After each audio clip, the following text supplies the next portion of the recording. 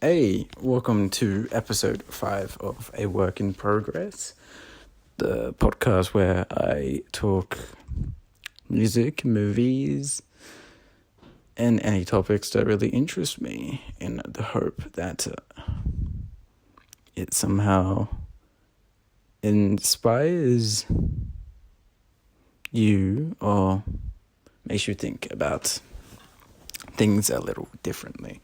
Or even just understand my point of view, which effectively is what I want to be.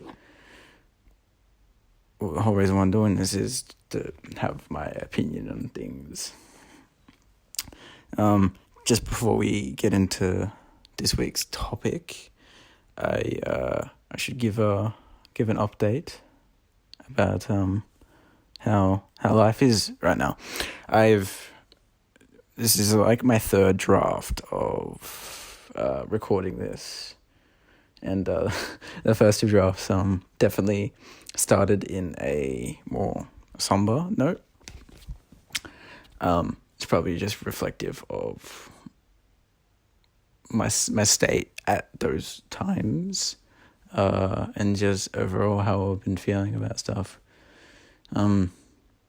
Some unsavory things, to say the least, have been happening lately with me, and my mood was just reflective of how I felt at those times. Whether or not that's true now, I believe it's dramatically changed. I still sort of feel more or less a little bit the same, but it's definitely an improvement. And I feel like that happens over time, where your mood sort of shifts a little bit over time, depending on how you are as a person, but also how early or how later the thing has happened. Say, for example, you're typically more likely to be hit harder and be more sad when a sad thing happens straight away, rather than a week later when you've been thinking about it a lot and you've sort of coming to terms with it. Not to say that I've totally come to terms with it, because I'm still trying to understand it and accept it. But there's life, Some things happen in life that don't go your way and you don't understand why. But like I always say, you can control yourself. So you should only worry about how you react to it, not how other people react to it. And I feel like that's the most important lesson. And watch me try and mold that into how this relates to my movie that I want to talk about today. Gonna make some straw man arguments or something like that. Also, just for a heads up, I am cuddling a Kirby plushie, and it is the single greatest thing I bought today. So that's where we are right now.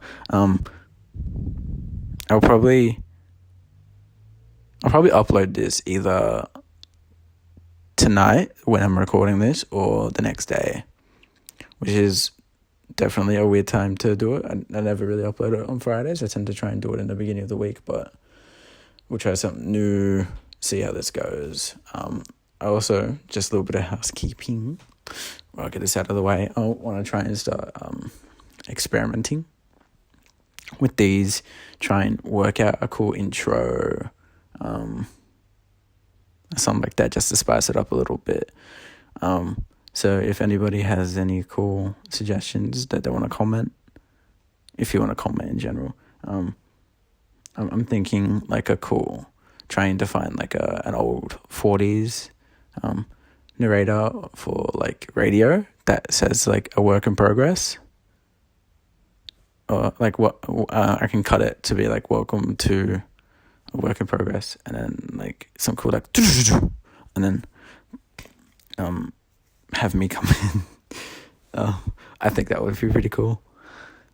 But yeah, so obviously from the title, I'm going to be talking about Good Time.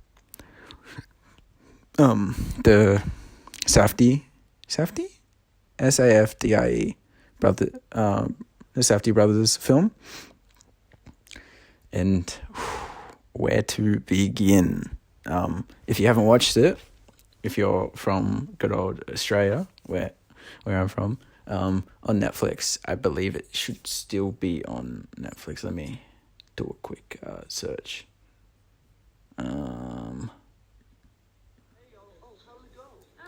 That's Friends playing. Good time. Yeah, still on there. Oh, American Psycho's on there as well. Getting a little bit distracted.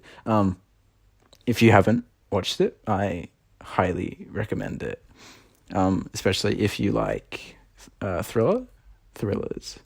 It is, the way I describe it, the epitome of anxiety. And I feel like the Safdie brothers are really, really good at this. Their other film that you may have watched, Uncut Gems, in my opinion, not the better out of the three, and the three out of the two. But hey, that's my opinion. Your opinion might be different. You might like both. You might not like either. Or you might like one and not the other, etc., etc. That's the beauty of having opinions. And my opinion is Good Time is the better of the films. Not only in terms of themes, but also in terms of story and just in terms of shots as well. Even though Uncut Gems has some really good shots, obviously you cannot deny that the film looks amazing. Adam Sandler in Uncut Gems he's pretty good.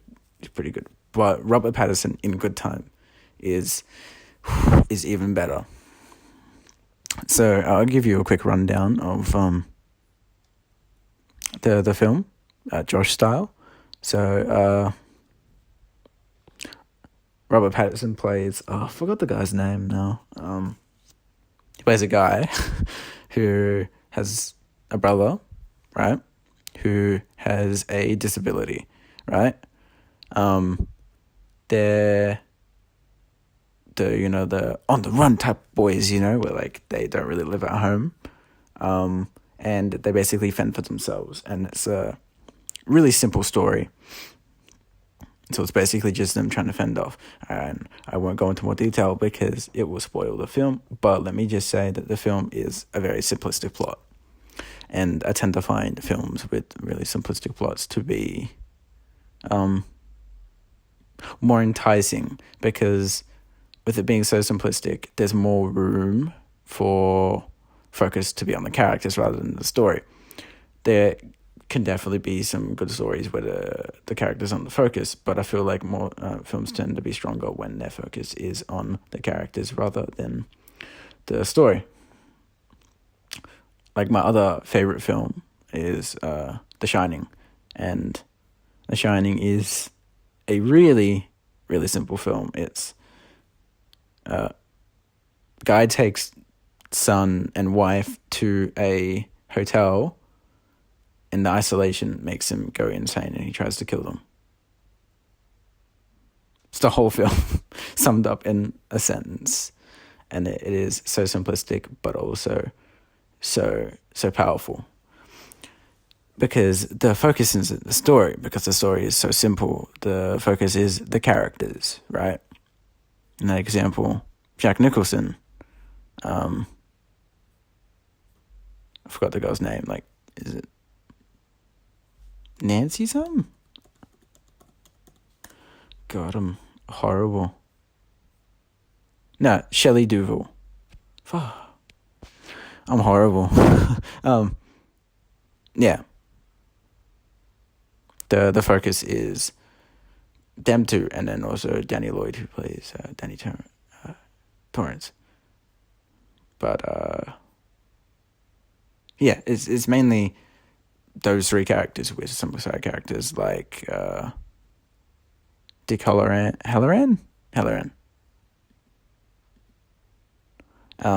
who is also the other character that has the shine. among other side characters that don't really have a big basis in the plot, but those characters, it is focusing on them rather than the story. And I feel that that is how the most powerful stories are told, where it's a focus on the characters, because then it makes it more relatable and you're able to sort of buy the story in a sense, where you're not just sitting there, you're like, oh these characters, they're horrible, you know? And I tend to find films nowadays, they're so focused on trying to wow you with visuals, trying to pull you in with nostalgia, and they're trying to win you over with just cheap ploys. Or, like a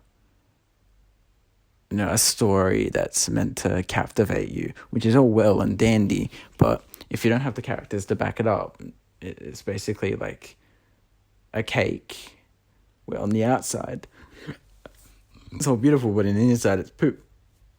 It tastes no good. It doesn't look good and it doesn't taste good. You're like, well, the outside of the cake, amazing, but the inside, you just dumped everything everywhere because you're not seeing it at face value. You're only seeing it when you go into it. Cake analogy was actually really good for my point. So in the case of Good Time, the focus isn't on the story, it's the focus on Robert Pattinson's character and his brother and how they both react to the situations that they get themselves in. Robert Pattinson mainly because it's Robert Pattinson and he is the focus of the story, and it's him dealing with these things alongside his brother. And I just feel like we'll focus on characters first and then we'll go into the nitty-gritty. But in terms of characters, he plays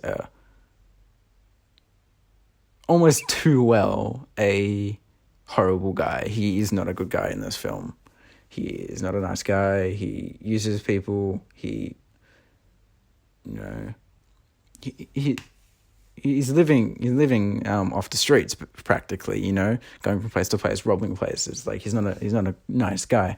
You can have bad characters that are also very likable, and I feel like he is a likable asshole. It's like you're like, this dude's an asshole, but like I like it, it's something like that.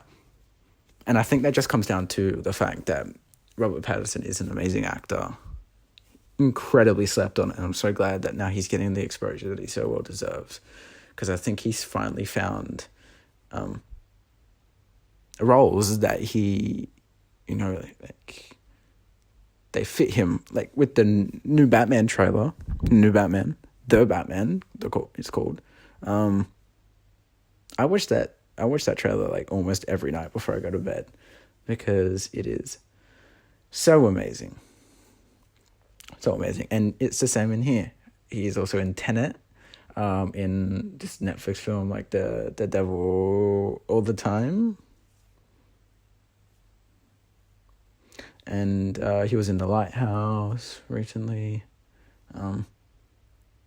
He's just going on everything. And I think he should just keep going. I think he's also in there's another film that I can't really remember that I swear that he's in recently. Anyway, so his character is incredibly likable while also being an asshole at the same time. And I just think that comes down to how he plays him, and also the writing. The Safdie brothers, the writing and the directing. The Safdie brothers are really good at making him believable.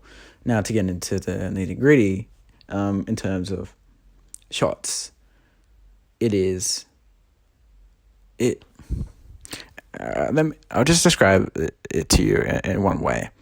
The feeling, right, when, if you don't record stuff with your phone, or you're not like a filmmaker, you probably won't get it as much, but the feeling when you zoom into someone's face, right, you really feel claustrophobic, you feel really restricted, because you can't see the out of the person, so you feel really close up to that person, and it makes you really feel uncomfortable. And this film uses that to its advantage, where it is a lot of shots are well, from memory anyway, a lot of close-ups, and they linger on them for a while, and I love that.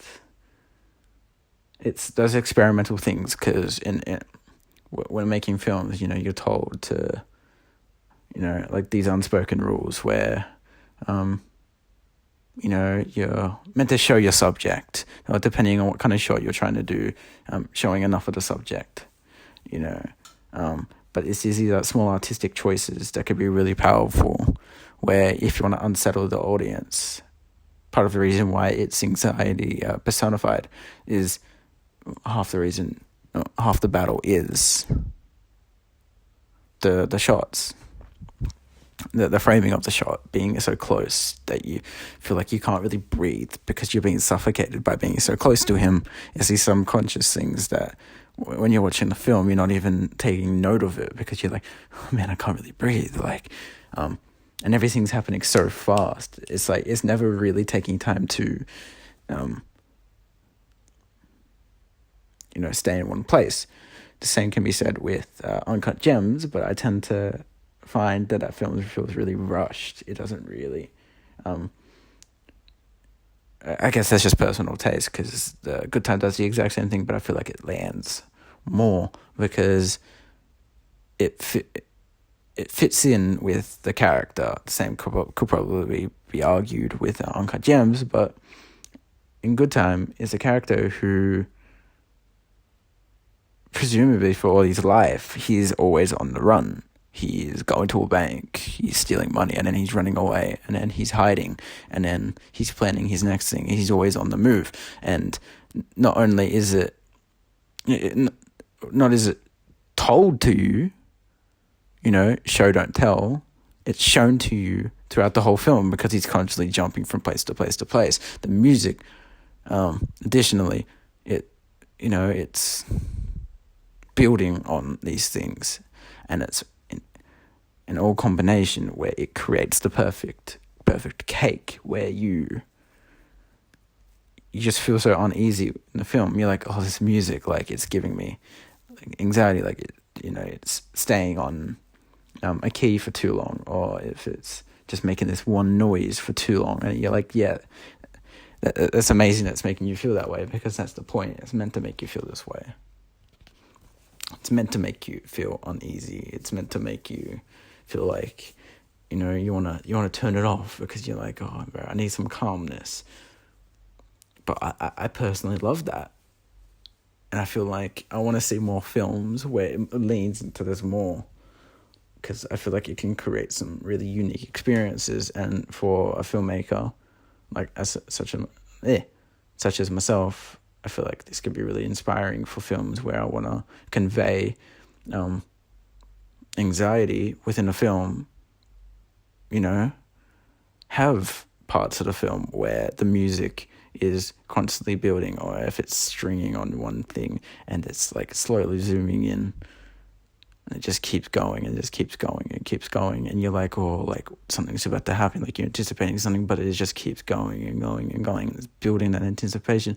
And yeah, I think of one of the beginning shots in The Dark Knight, Christopher Nolan, who is another director that, within The Dark Knight especially, where he uses this tension, this anxiety. He also does it in his other films as well.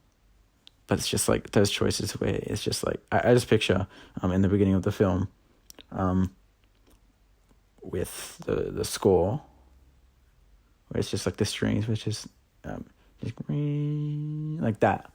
That was a really bad example. That was like a really bad example to use, because I can't sing it to you, because I'm not a string instrument, but hopefully you get the point. And I just think with Good Time, it just lands so much. Now, to try and make the connection from earlier, I really forgot what I said earlier to try and make the connection. This is really bad. I went on a tangent and then I sort of forgot it. Great. Alright. Let me just compose myself. Alright, so it's controlling yourself. And then controlling your own actions. And I feel like within this film, Robert Pattinson's character, he tries to control other people's actions within the film, tries to control his brother, tries to control people that he meets, which to an extent he kind of does, but spoiler for the ending, you could just skip ahead, probably. Alright, so I'm looking at the time now, it's about to hit 21. So in about a minute from now, come back. Alright, cool. So in the end, we find out that his brother, Robert Pattinson's brother, ends up going to a special needs class, finally getting the help that he needs, but his brother, Robert Pattinson, ends up in jail. And I feel like this is just like the perfect ending, because throughout the whole film, Robert Pattinson's constantly trying to control other people, but in the end, he just gets given something that he can't control. So it's a guy who tries to control everything to the point where he loses control effectively in the end, which is really captivating. And I feel like that encapsulates life. If you're trying to control everything else, eventually you're going to lose control. So what does that say about the world? Yeah. So welcome back to those people that if you skipped, if not, and you are a rebel and you still haven't seen Good Time, hopefully I gave you a good reason to watch it. You know, it's an incredible film. Could not recommend it even more. So I'm going to spend this last few minutes leveling with you. I also feel like I need to mention the fact that I've been MIA from social media now since Sunday night. Yeah, I don't know for how long. I really don't. I constantly feel like I need to go see what people are doing, but then I feel like I need this break. I don't know if it's gonna be a week or how long. I'm not gonna try and give myself a time frame. Whenever I feel like I need to go back, I'll go back. There's people that want to keep in contact with me, obviously, can find other ways to keep in contact with me. I'm just waiting for this one specific person to message me on something else, but I don't think they will, which is kind of sad. This person meant a lot to me, but maybe that's the reality. I'll link it in with this theme. I don't know. I guess I thought I could. I'm trying to extend my control off to someone else where I feel like I want them to reply back, but effectively, I can't stress about someone else's choice to do something. If they don't want to do it, then obviously they didn't want me to stay in the first place, which kind of sucks, but hey, you know, what can you do? Only control your life, not others. So yeah, this has been a work in progress. I really appreciate everybody that takes the time to listen to these. I hope this week has been good for you. It's been a rocky road for me. Those who know me and want to keep in contact with me, I'm sure you have me on some. I deleted Instagram and Snapchat, so any other thing that we have each other on, do feel free to message me if you need me. That person that I'm waiting for knows who they are.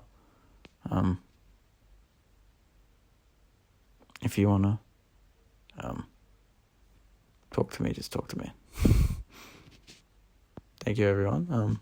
Please have a safe day, night, morning, lunch, brunch, breakfast, dinner, afternoon snack, afternoon tea, bloody whatever it is. Have a wonderful... I'm just going to repeat myself again. Yeah, anyway, take care, guys. See you later.